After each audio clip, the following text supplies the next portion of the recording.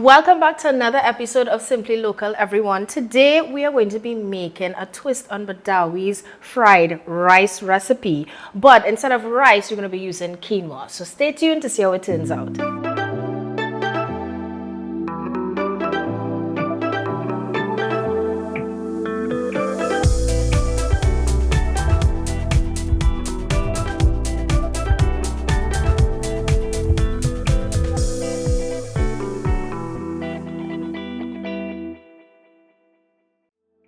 Right, so we're talking quinoa. Quinoa is what you call a super grain because it is packed with lots of nutrients, especially protein. And in case you didn't know, it actually comes from a very herbaceous plant, but we use the edible seeds from it, right? So that's where quinoa come about. Now, quinoa for me is that thing that you use to replace rice. Now, if you're a rice lover, any rice lovers out there, rice over noodles, I will always pick rice. Now, I love rice. I could eat rice every single day. But when you're trying to lose some weight, like I am trying to lose a little weight, it is not the best thing to have. So quinoa comes in as a very, very healthy alternative. In fact, my sister uses it quite frequently. So I said, today, Baidawi, let me remake your fried rice recipe and use quinoa in replacement of the rice. Now, quinoa is great for many different reasons. One, it's excellent at absorbing flavors. So we would have infused our quinoa with bay leaf. So you're already getting that. And that the bay leaf is Baidawi's twist. You know, he's bay leaf. For him, bay leaf is bay. Right? So it's great at absorbing flavors. You could boil it in coconut milk. You could boil it in chicken stock. Anything, it will absorb the flavor. Also, it's great as a base and could be used in many different things. So you could have it as a base for a salad. You could have it as like a chunky topping, chunky, crispy topping over like some roasted carrots. I've done that already. Maybe I'll do it on the show sometime. That come out real good. You could actually incorporate it into baking like your muffins and stuff. But today we're going to be making an egg fried rice and we're using quinoa. And we have everything laid out here. So let me get into it. We are making a twist on a popular Asian dish, and we're doing it Baidawi style. So you're going to start with some oil and we're going to do our eggs first. You always crack the eggs separately. Ideally, you could whisk the eggs before, but I forget, so I'm whisking it in the wok one time. And this is a very quick process, and then eggs are done.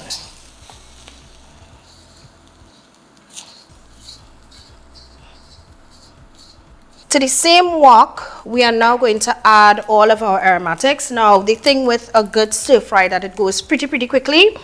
So we added in our garlic and ginger. We have some shadow benny here.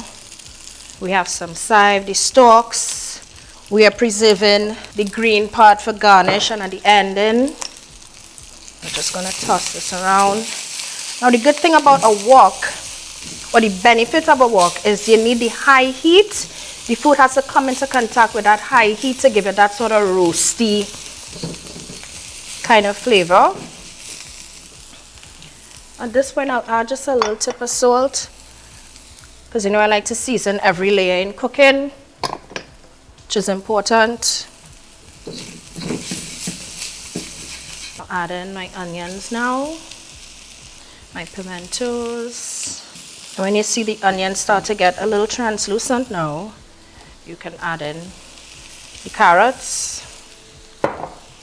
Also, key is ensuring all of your veggies are evenly cut. Helps for even cooking and also looks pretty. Some 5-spice powder as well as some good old MSG. Just enhances the flavor. Ain't nothing wrong with a little MSG. Right, so we had it chilling in the freezer because we didn't want it to get soggy. So that's taken off some of the chill. And we're adding the quinoa now. Now the rule to cooking quinoa is usually 1 part quinoa, 2 parts water or liquid. But I will still say eyeball it because it's something that cooks fairly quickly. And depending on, I still like it kind of grainy. You don't want it to get too soggy. I mean, if you don't have a wok, I would say having a wok is a good investment. But if you don't have a wok, it's fine. You could use a regular frying pan.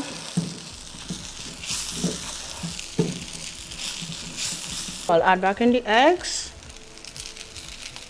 some soy sauce, give this a little toss.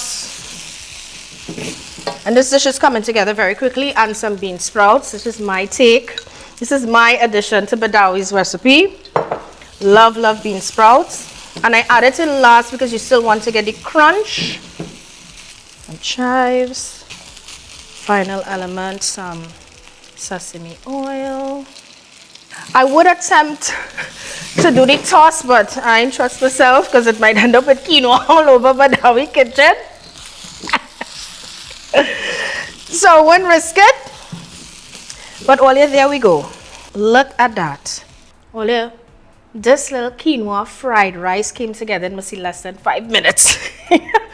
So it's also very easy to make. It actually took, the cook time is less time than rice.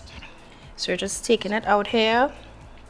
It smells very fragrant. Looks pretty. Lots of protein, so it's very healthy. You're getting protein from the eggs, protein also from the quinoa, fiber. Very, very hearty. What really stopping Olia from jumping on the quinoa fried rice train? What's stopping you? Nothing, because they have the recipe. So I'm actually going to try it now. It smells like how it's supposed to smell. Ginger, garlic, onion, everything, right? Very, very fragrant. And I'm showing off my skills in using the chopsticks. Please do not feel intimidated. If you can't use it, you just dig in with a fork.